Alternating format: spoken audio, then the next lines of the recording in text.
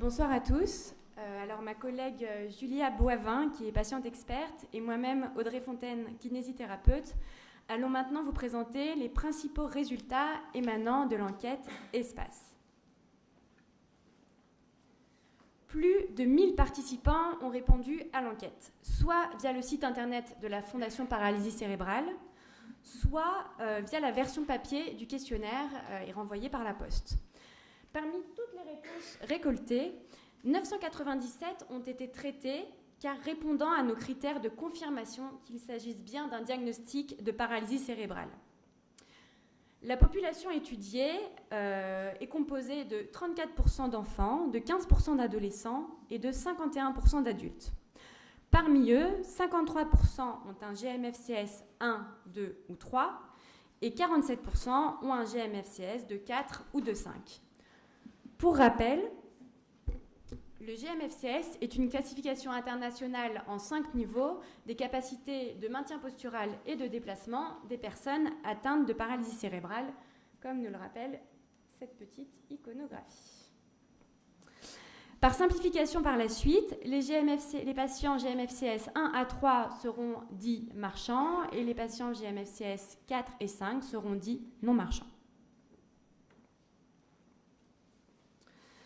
Le noyau dur de la rééducation motrice, la kinésithérapie. L'enquête nous a montré que 91% des personnes interrogées au moment de l'enquête suivent des séances de kinésithérapie.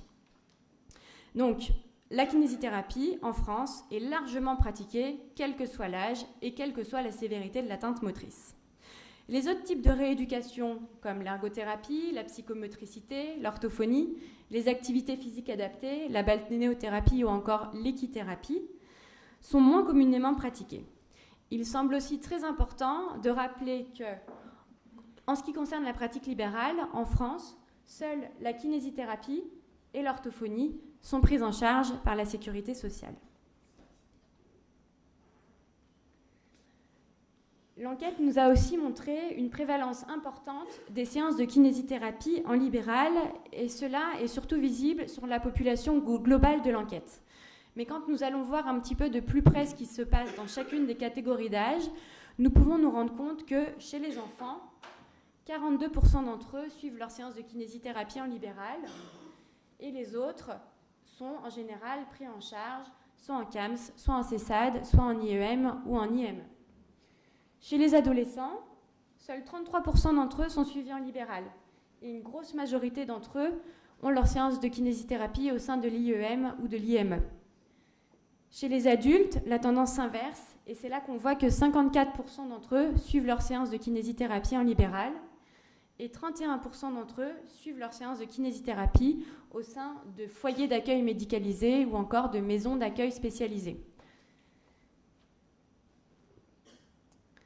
Le résultat principal qui se dégage de cette enquête est qu'on observe une sorte de modèle français de la rééducation motrice de la paralysie cérébrale en France. Ce modèle est le suivant: 2 séances de kinésithérapie par semaine, de 30 minutes chacune, et ce, quel que soit l'âge et quelle que soit la gravité de l'atteinte motrice. Mais cela est-il vraiment cohérent?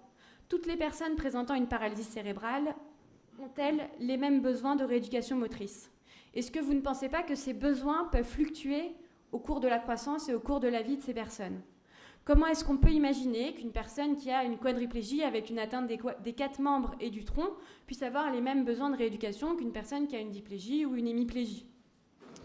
Et aussi, sans parler du fait que les temps de transfert, de déshabillage et de rhabillage qui sont compris dans les séances de rééducation sont croissants avec la gravité de l'atteinte motrice.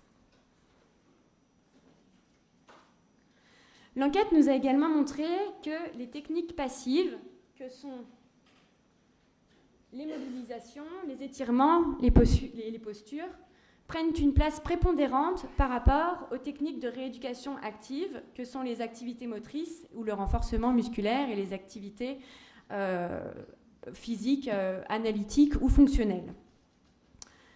Sur le premier graphique, nous observons que l'écart de proportion entre les techniques passives et les techniques actives a tendance à se creuser avec l'avancée en âge. Sur le deuxième graphique, en bas à droite, nous observons que l'écart d'utilisation des techniques passives et des techniques passives est bien plus creusé chez les patients atteints de paralysie cérébrale qui sont non marchands que chez les patients atteints de paralysie cérébrale qui sont marchands. Cependant, la littérature scientifique actuelle tend à montrer une meilleure efficacité des techniques d'étirement actif par mouvement volontaire de grande amplitude par rapport aux techniques d'étirement passives qui, de plus, peuvent parfois s'avérer douloureuses. La douleur, justement, parlons-en. Environ 40% des personnes ayant répondu à l'enquête estiment que la kinésithérapie soulève leur douleur. Environ 20% des personnes ayant répondu à l'enquête pensent que la kinésithérapie augmente leur douleur, mais seulement de façon transitoire, et ce pour permettre une amélioration de leur état de douleur entre les séances de kinésithérapie. Et enfin, à peu près 10% des personnes ayant répondu à l'enquête estiment que la kinésithérapie provoque ou aggrave leur douleur. Et cela doit nous poser de réelles questions et nous faire réagir. Quoi qu'il en soit, nous remarquons que la prise en considération et la prise en charge de la douleur lors des séances de rééducation sont des facteurs déterminants de la satisfaction des personnes concernées par la paralysie cérébrale. Enfin, l'enquête nous montre que la kinésithérapie améliore les activités de la vie quotidienne, et cela a été mis en évidence par 66% des répondants au questionnaire. Cela se décline en différentes rubriques. 63% des personnes interrogées pensent que la kinésithérapie améliore leurs activités de la vie quotidienne. 53% pensent que la kinésithérapie améliore leur vie sociale, 50% la vie familiale, et seuls 43% estiment que la kinésithérapie améliore leur participation à leur vie scolaire et professionnelle. Cependant, nous observons aussi, le côté plus négatif de cette diapositive, c'est que 19% des personnes interrogées ici estiment que la kinésithérapie a un impact vraiment défavorable sur leur vie de famille. Et nous voyons ici que 26% des personnes interrogées pensent que la kinésithérapie a un impact défavorable sur leur vie scolaire et leur vie professionnelle. En effet, la rééducation motrice améliore la qualité de vie, mais en même temps, elle représente un investissement important en termes de temps, en termes d'énergie et en termes d'organisation logistique. Mais je ne vous en dis pas plus à ce sujet et je passe la parole à ma collègue Julia. Bonjour, bonsoir. Donc la kinésithérapie, c'est un véritable enjeu et qui prend du temps. Alors, quelques chiffres. Donc, pour 3 personnes sur 4 ont débuté leur suivi en kiné avant l'âge de 2 ans. Et pour 2 personnes sur 3, il n'y a pas eu d'interruption depuis le début. Ensuite, tout au long de l'année, pour 2 personnes sur 3, c'est un suivi continu, sans vraiment de pause, à part un peu de temps en vacances. Et encore. C'est aussi un investissement tout au long de la semaine, parce que 3 personnes sur 4 ont 2 séances ou plus par semaine. Et donc, on se rend compte que pour 9 personnes sur 10, tout ça représente 1 heure ou plus par semaine. Et pour une personne sur 2 heures ou plus par semaine. Donc, imaginez ça à caler dans un planning de famille, puisque ça ne parle que du temps de séance, mais il y a le temps où les parents emmènent l'enfant, vont le récupérer, donc tout ça, c'est du temps. Et on sait bien que dans notre société, on court un peu après le temps.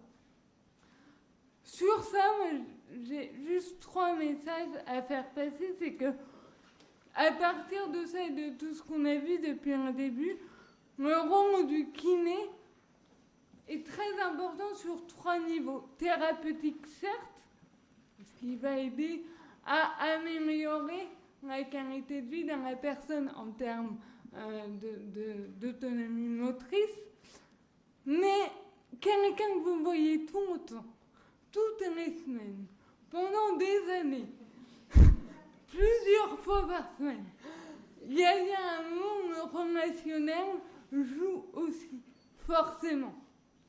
Et du coup, donc c'est un lieu de rencontre. Et il y a aussi un aspect social, un troisième niveau, qui c'est un lieu pour valoriser les compétences de la personne et aussi dépasser certaines limites. Donc le kiné aide forcément une meilleure participation sociale. Pour conclure, la kinésithérapie est un lieu de rencontre entre le passé, ce qui s'est joué à la naissance, le présent, le quotidien de la personne, les difficultés qu'elle rencontre jour après jour, et le futur, ses désirs, ses envies, ses challenges. Donc ça peut être un lieu d'une véritable reprise de confiance en elle-même, avec un professionnel. Mais tout ça, ça suppose une vraie formation des kinés, et ça suppose de connaître véritablement les besoins des personnes qui viennent en kinésithérapie, ce dont on va vous parler juste après.